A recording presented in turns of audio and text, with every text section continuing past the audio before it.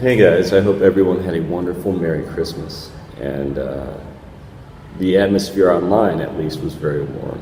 And in my life, the people I interacted with yesterday were all very nice, and we all said Merry Christmas to each other. And I even heard from a few friends out here that I hadn't heard from in a long time. So it was a very wonderful holiday, and now I'm looking forward to the new year, which got me thinking about the year of the cock. And it got me thinking about Chinese and Western astrology and my thoughts about all of these subjects. So we'll get into that next on Jinka Jabo.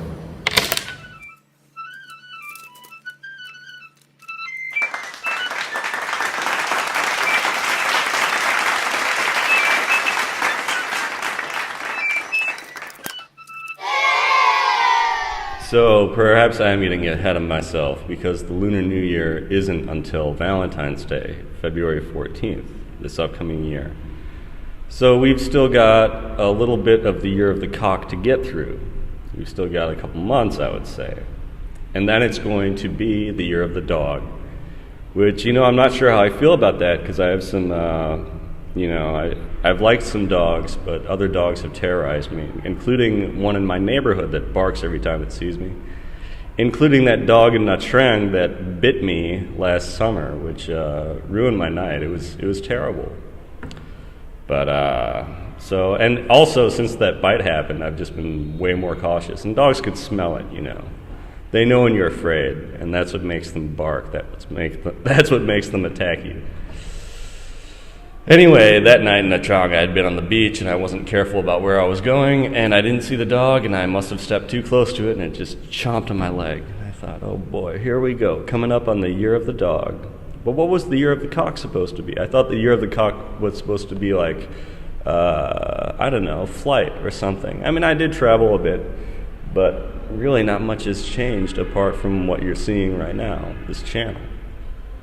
So I thought, what was the whole point of the year of the cock? Like, there are these aspirations and goals that I had. And sure, I did make some accomplishments. I found a new, better job and stuff. I'm slowly progressing in my life out here. But really, I've been kind of a cock myself. I've been a rooster. I've been a yard bird. At times, I felt like one with his head cut off, to be perfectly honest. But we all have our ups and downs and our highs and our lows, which are synonyms. Oh God, keep talking, Justin. But I don't really ascribe much to Chinese astrology. Like a lot of people going to Chinese restaurants, I always looked at the placemat and I always found out what I was. And I am a proud rat. Shu, I think, is how they say in Chinese. Shu, something. Chinese is poor. But a rat or a mouse, because they use the same word for rat and mouse. And pork. Okay, that was a bad joke, but no, they have the same word for rat and mouse.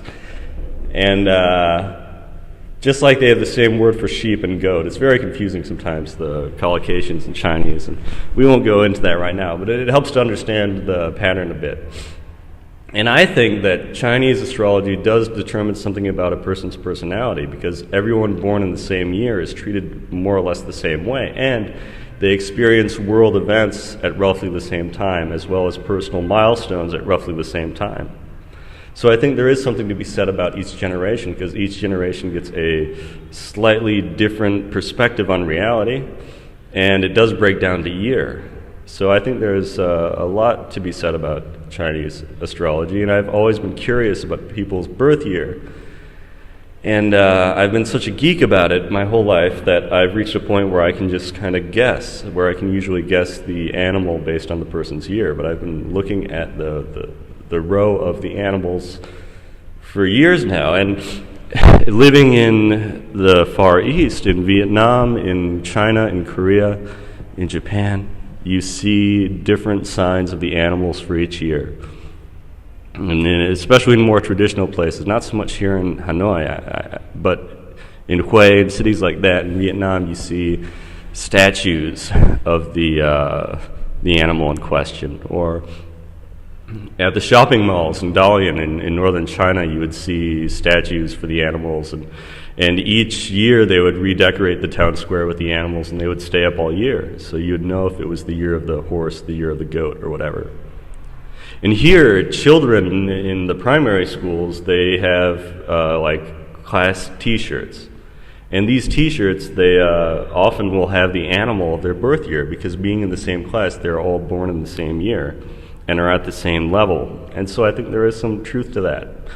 However, before I get you thinking I'm into astrology and I'm some New Age mystic Deepak Chopra wannabe, I do want to say I think that Western astrology, on the other hand, is kind of bogus. I don't think there is much truth to it, because I don't think that the month that you're born really has much of a difference. I think someone born in March of one year is quite a bit different than someone born in March of a different year, rather than two people who are born in the same year. So it's kind of a slight distinction. Anyway, the fact that I don't think there is much truth to that, apart from it being interesting to know a person's birth year, I think my point is it's more interesting to know a person's birth year than their birth month, than their zodiac sign, because the year tells you a lot more about the person. Now, I remember when I was in middle school, I was really interested in psychology, and so we had a psychology club after school, and I joined it. And the first day, these two students from the these psychology students, grad students from the university, showed up, and they handed us all a different sheet of paper and said, "Read this and tell me if this is your zodiac sign, if we picked you, because we've got the 12 and we're just going to go around and we're going to try to assign it to each student. If we got you, if we selected your zodiac." And it was some vague nonsense about, oh, you're open at times but shy at other times depending on circumstance, and you want the best, however you're not entirely sure how to get it, but you're willing to try different things. Just like really vague but positive sounding, life affirming stuff. And me and this class from the 7th graders, we all studied these very carefully, and then they said, raise your hand if you think that was your zodiac sign. And everyone in the classroom raised their hand. And I looked around and I felt like a complete idiot. I'm like, wait a second. Since then, I've thought, there isn't much you can say from studying astrology, but at the same time, like as a culture thing, it's much different in this part of the world, and it's something that I'm not ashamed of having as a nerdy pastime, a nerdy hobby out here. And don't be surprised if we ever meet, if I'm curious about that, if I want to know your birth year. I mean, if I don't outright say it, like here it's different. When I meet Vietnamese or Chinese people or Koreans, they always know, right? If you explain it to them, they always know what you're asking for. Just like they would know if you asked them their blood type, they would know their blood type right away, which I didn't even know, because it has something to do with, again, the species determining of your personality. But so if I'm too afraid to ask you directly, or if I think you wouldn't know, I always ask your birth year, and I'm usually able to calculate it. That's how big of a nerd I am when it comes to Chinese astrology. But I think it's a really fascinating subject, not just for just a measurement of time, but because when you think about it, like a year is divided into 12 months, and a clock is 12 hours, right? So why not count in 12-year cycles? And so the 12-year cycle of the Chinese zodiac with its 12 animals, the first and fastest and smartest of which is the rat, by the way, which is me. I think that's a very interesting way of measuring time. And rather than just having a number, which is kind of lifeless, it gives you an animal for each year, for each step in the cycle. I think the cycle of 12 years makes much more sense than the cycle of 10 years. But anyway, that's what I think about astrology.